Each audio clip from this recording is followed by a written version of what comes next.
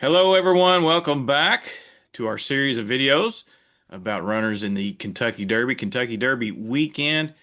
I'm CC Broaddus. He is Trey Server, pharmacist to the stars, equine drug peddler, whatever you want to call him.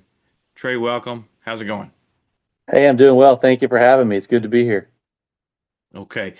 Trey begged me and begged me. He wanted to come on and talk about a horse that he thinks has a big shot in this year's Kentucky Derby. None other than Golden Tempo from the Shreed of Obarn, son of Curlin, out of a Bernardini mare, a classic Ogden Phipps family going back, looks like 5 generations. I know that horses such as Dancing Spree, Dancing Forever have come out of this family tree, and now we've got a Kentucky Derby prospect. Sell us on Golden Tempo. All right. Well, I'll do my best. Obviously, this horse is a big odds coming into this race. But if you go back in the Louisiana Derby, I believe this horse was like 3-1, 4-1 in that range. Ran third. Didn't run terrible. It comes from deep. So I think a mile and a quarter will set up perfectly for this horse, especially if there's any kind of pace and maybe a collapse. Like I said, this horse comes flying and put blinkers on last start. And the horse, to me anyway, if you look at the stretch run, kind of running all over the track, was coming wide around the turn and then ducked into the rail, just kind of running a different direction. So if they keep the blinkers, I think maybe has a little more experience. And like I said, if anywhere near 30-1, this horse comes running.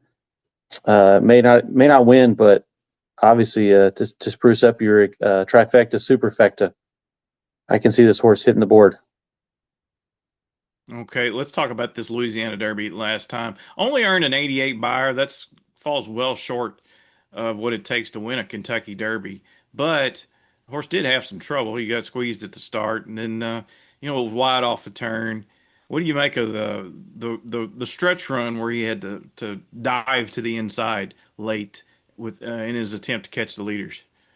Yeah, and I didn't know, and maybe you could help me with this, but I didn't necessarily think the horse dove. Like I said, I felt like the horse was kind of changing leads on different wavelengths there. Got hit with the whip and then kind of broke into the rail. Jose had to kind of settle the horse back down, and it kind of took off again. Wasn't going to catch the front two, but it was well clear of the fourth place horse, and was still fighting on. So I don't think it was, like I said, a lot of times you see a horse running in big races, it'll run third just because everybody else kind of backed up, and this horse was coming on.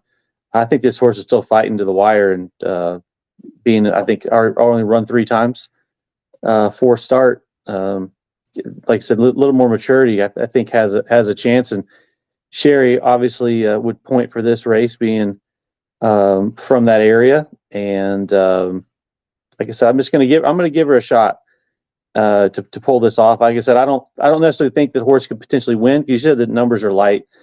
I'm more of a let's watch the past performances, see how the horse is still finishing. I'm not necessarily hung up on the numbers. Obviously, if you want to try to have near 100 or so to win the Derby, but if you're going to give me, like I said, 30-1 ish, I'm not going to throw this ticket off or throw this horse off my ticket. What trip do you foresee this horse getting in a 20 horse field? I can see running in, if you want to call it flights, maybe in the third flight. You've got the horse if they run from Dubai coming in with some speed. 6 speed. Uh, yes, yeah, with where our boy Jake Ballas.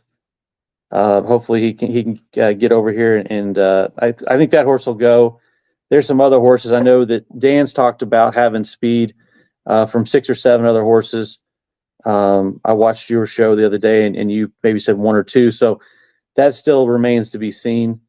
But if they run like 23:46, coming to the top of the stretch, they might all start ganging up on each other, and this horse would make the patented 12 wide move,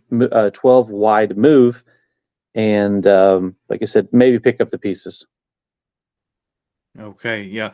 This horse is beautiful, has a beautiful pedigree. You know, you probably couldn't find a better uh, top and bottom breeding than this. Curlin, of course, a winner of the Preakness Breeders' Cup Classic, the Dam Sire Bernardini, winner of the Preakness, winner of the Travers, second in a Breeders' Cup Classic. Stamina, oodles and oodles of stamina all day long. Golden Tempo will try to come from the clouds to win Kentucky Derby 152.